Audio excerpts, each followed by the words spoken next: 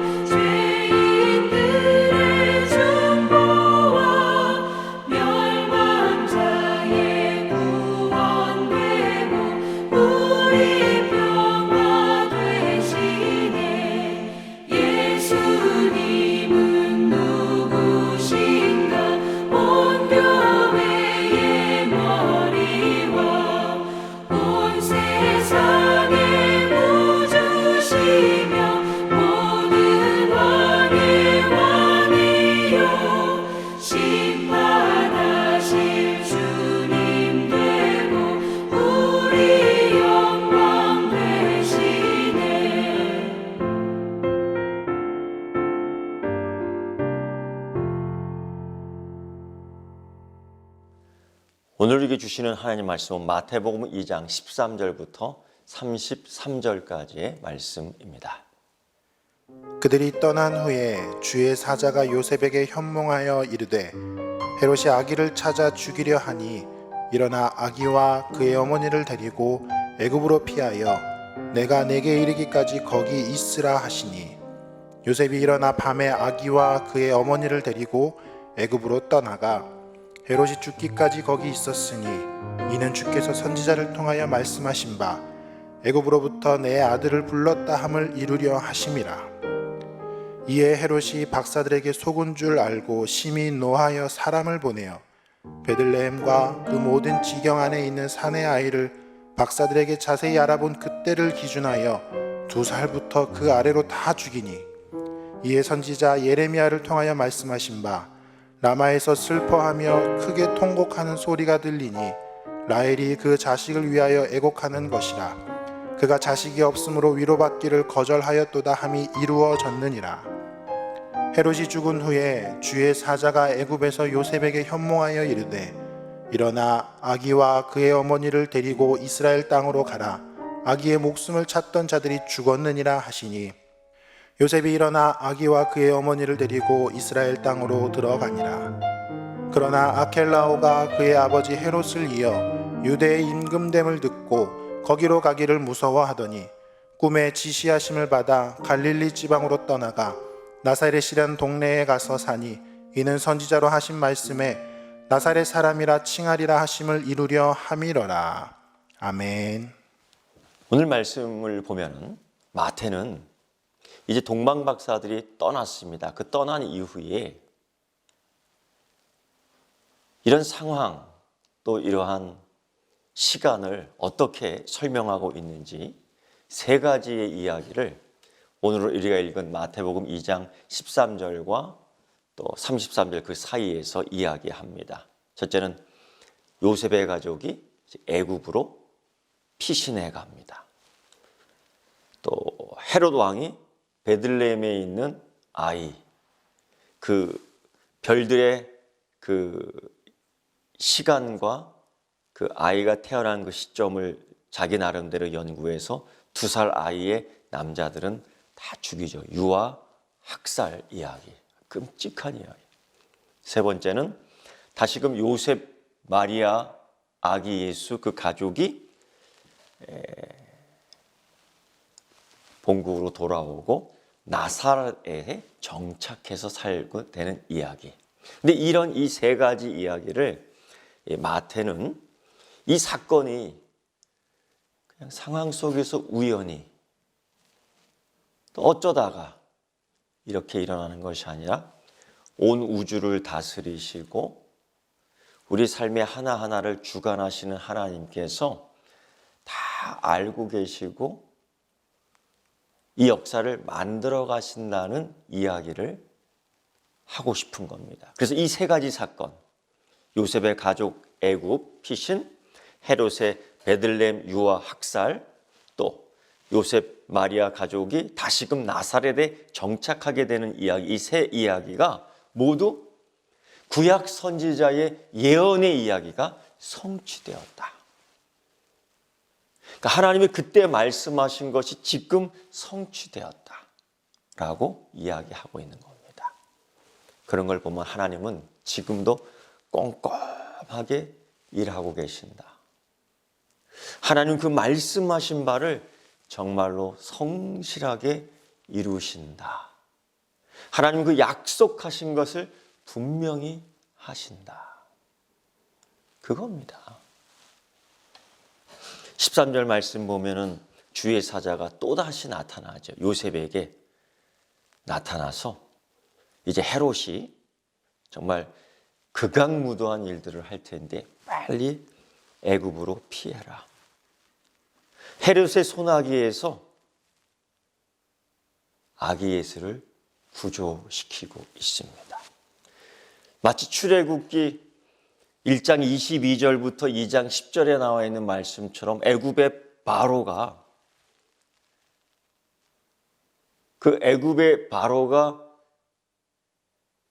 이스라엘 백성들이 늘어나는 것들을 어떻게든지 막아보려고 남자아이들을 다 죽이잖아요. 그때 살아나는 게 누구냐면 모세입니다. 마치 헤롯이 다스리는 그 예루살렘 땅이 애굽의 그 바로가 다스리는 땅과 비슷하게 된 겁니다. 마태는 그걸 보여주고 싶은 거예요. 그래서 요셉과 마리아와 아기 예수는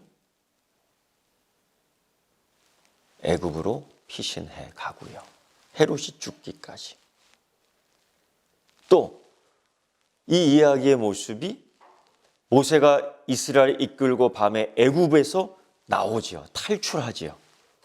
바로가 홍해에서 죽기까지 그 받은 사건과 이렇게 비춰서 설명하고 있습니다. 왜? 그리고 이 사건이 마치 호세아서 11장 1절의 말씀처럼 그 예언의 말씀이 이루어지고 성취하신 것으로 비추고 설명하고 있습니다. 왜? 왜 이렇게 하고 있을까?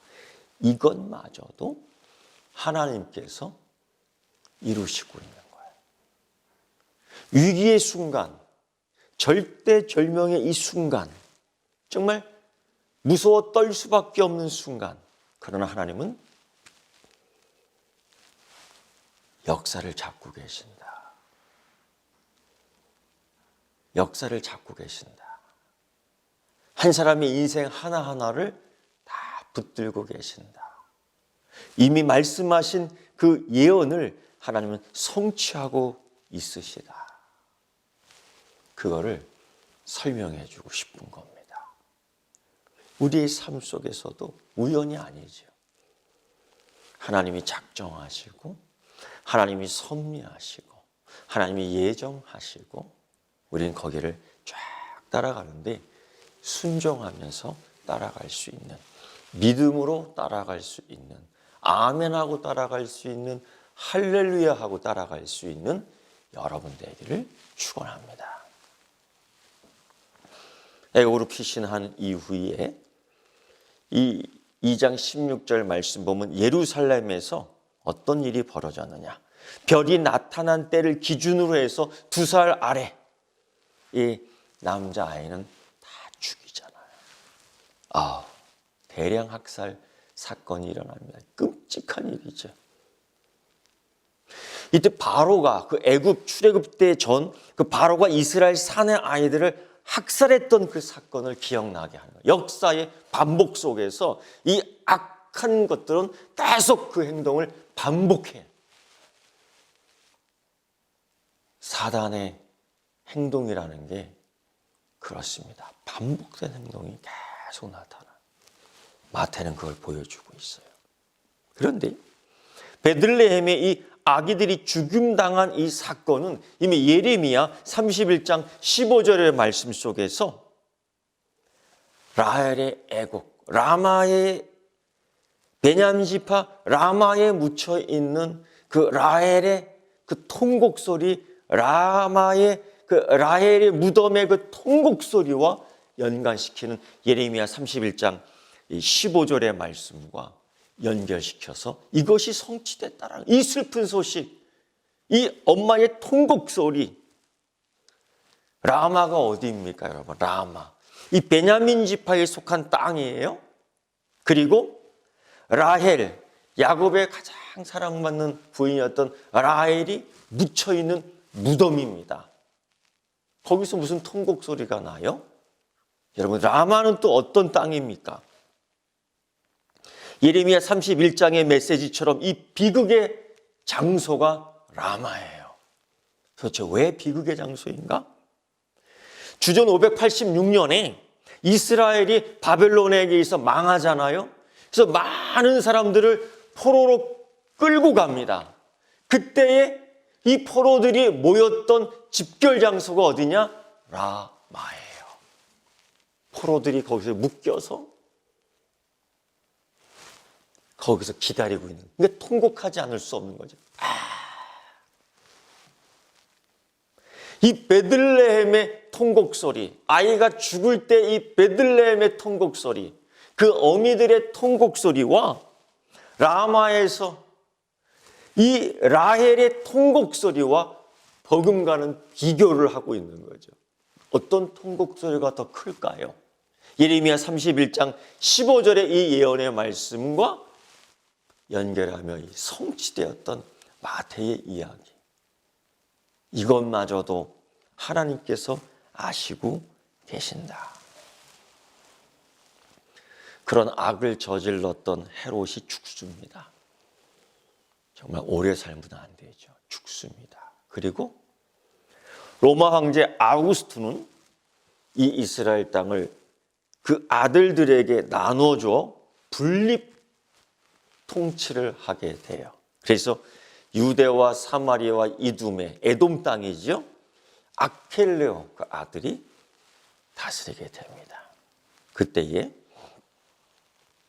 요셉은 다시 천사의 꿈을 통한 지시를 통해서 갈릴리 지방으로 가게 돼요. 그 동네에 지방에 또 조그만 동네 나사렛. 그게 어딘지도 모르겠어요. 알려지지도 않은 동네입니다. 관심도 없는 동네입니다. 하나님은 거기서 정말 이 바위 밑에 숨기시고 두 손으로 덮으시네. 그 찬송가 가사처럼 예수님을 거기서 공생의 기간 전까지 쫙 자라나게 해요. 그래서 예수님의 별명 가운데 하나가 뭐냐면 어디 출신이다라는 이야기가 나오잖아요. 베들레헴 사람이라고 얘기 안 해요. 유대 사람이라고 얘기 안 해요. 나사렛 사람이다. 나사렛 사람이다. 근데 여러분 이런 얘기 들어봤죠? 요한복음 1장 46절 보면은 제자가 되었던 그 한 사람이 이런 얘기예요. 나사렛에서 무슨 선한 것이 날 수 있느냐. 나사렛은 허접한 동네입니다. 메시아가 출생하기에는 너무 정치적 입지가 없는 동네입니다. 그만큼 정치적으로 관심도 없는 동네. 그러니까 힘이 없는 동네예요. 나사렛.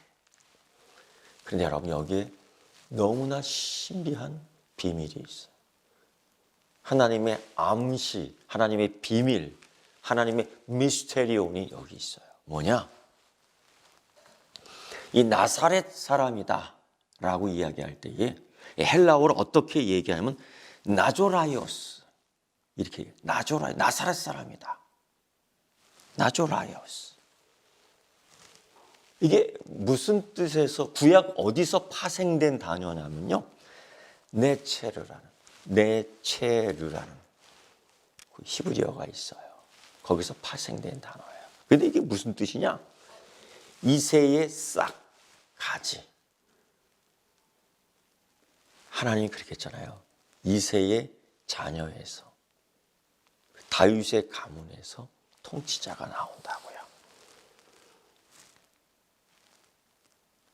메시아를 이새의 가지 싹이라고 얘기하거든요. 네체르 나조라이오스. 이게 파생된 단어로서 그 뜻을 암시하고 있는 비밀스러운 이야기예요. 이게 이사야서 11장이나 예레미야 23장이나 스가랴서 6장 12절이나 아주 예언서에 쫙 나와요. 이게 지금 이루어지고 있다. 마태는 뭘 얘기하고 싶은 거냐면요. 나사렛 동네 하찮다고요? 아니요. 메시아 신분에 어긋나는 장소라고요? 아니요. 오히려 메시아적 정체성과 고난받는 종의 사명에 부합한 지역이다. 그걸 강조하고 있는 거예요. 하나님께서는 이루시고 계신다. 하나님은 꼼꼼하게 이루어가고 계신다. 여러분, 이 시대에, 이때에 우리가 정말 불안한 삶을 살고 있지요. 그러나 그런 가운데서 잊지 말아야 될 것이 하나 있어요. 하나님은 역사하신다. 이 과정이 하나님께서 역사하신다, 일하신다. 이 믿음, 이 고백 가운데에 오늘도 나를 통치하시는 그 하나님께, 그 하나님을 향하여 한 걸음 한 걸음 걸을 수 있는 여러분 되기를 축원합니다. 기도하겠습니다.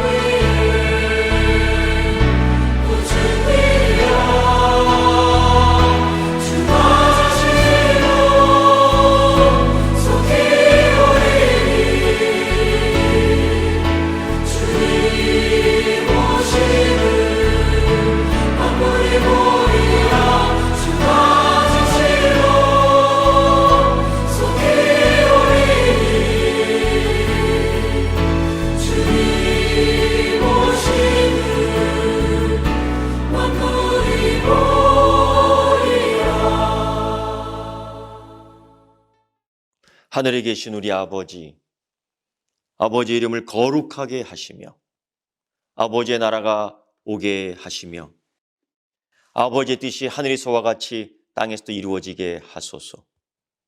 오늘 우리에게 일용할 양식을 주시고 우리가 우리에게 잘못한 사람을 용서하여 준 것 같이 우리 죄를 용서하여 주시고 우리 시험에 빠지지 않게 하시고 악에서 구하소서.